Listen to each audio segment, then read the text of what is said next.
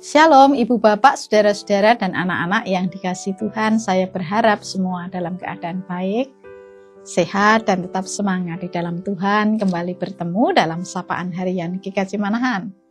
Sebelum kita mendengarkan firman Tuhan, mari kita berdoa. Allah sumber sukacita yang boleh kami sembah dalam diri Tuhan kami, Yesus Kristus.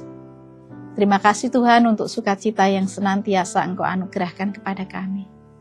Melalui hidup, pengalaman hidup, bahkan dinamika kehidupan. Saat ini kami datang untuk mendengarkan sabda-Mu, hadirlah, supaya firman yang kami renungkan menjadikan kekuatan. Terlebih ketika dengan sukacita kami menyambut kedatangan-Mu. Dalam nama Tuhan Yesus kami berdoa. Amin. Ibu Bapak dan saudara-saudara, dalam perjalanan dan pengalaman hidup kita, ada titik ketika kita mengawali dan ketika kita mengakhiri. Hidup kita di dunia ini kita awali ketika kita lahir dan berakhir ketika kita mati. Orang yang bekerja sebagai pegawai dimulai ketika dia magang dan akhirnya berakhir ketika dia pensiun atau emeritus. Anak sekolah memulai studinya saat dia didaftarkan, diterima, dan akan berakhir ketika dia lulus. Banyak pengalaman dalam hidup kita itu berjalan dengan baik ketika kita itu mengawali dengan baik. Contohnya kalau kita mengawali hari dengan tenang, bersyukur, berdoa, memuji nama Tuhan, hari-hari yang kita jalani sampai akhir hari itu lebih nyaman. Dibanding ketika kita mengawali hari-hari dengan ketergesa-gesaan, panik, uring-uringan, membuat perjalanan hidup kita di sepanjang hari itu menjadi bad mood. Ketika siswa mengawali ujiannya itu dengan mempersiapkan diri dengan baik, datang lebih awal, peralatan dipastikan lengkap, maju ujian itu jauh lebih tenang. Ilmu perkembangan anak menyatakan bahwa perkembangan karakter seorang juga sangat ditentukan ketika seseorang itu berada dalam kandungan sampai seorang anak berusia 5 tahun atau yang seringkali disebut the golden age.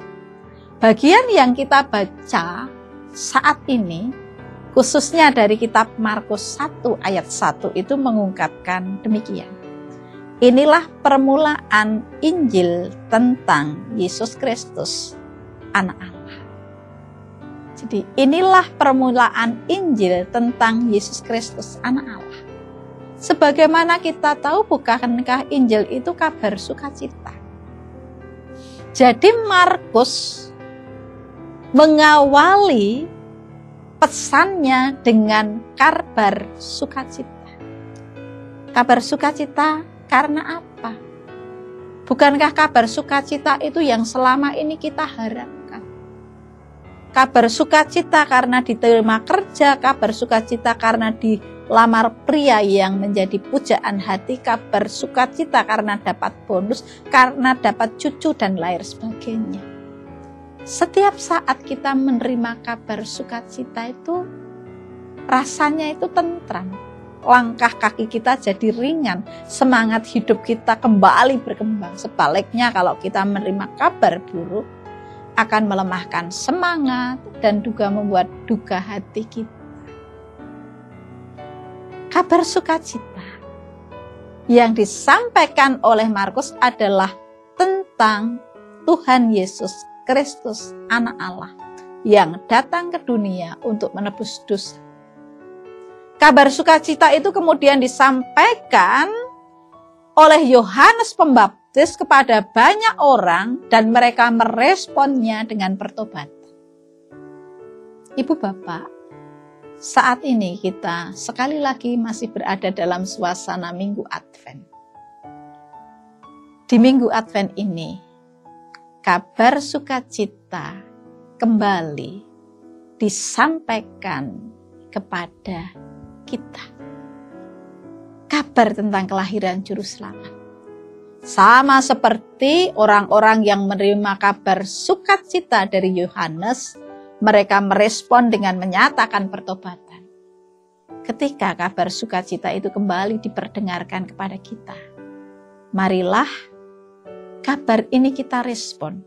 Dalam Minggu Advent ini kita menyatakan pertobatan, menunjukkan perubahan hidup yang mengarah kepada kehendak Tuhan. Di samping di tengah situasi yang saat ini belum tentu semuanya mudah, kita membiasakan membawa sukacita bagi orang di sekeliling kita dengan mengobarkan harapan bagi yang putus asa, menyembuhkan bagi yang terluka. Selamat menghayati Advent dengan menyampaikan sukacita dari Tuhan. Amin.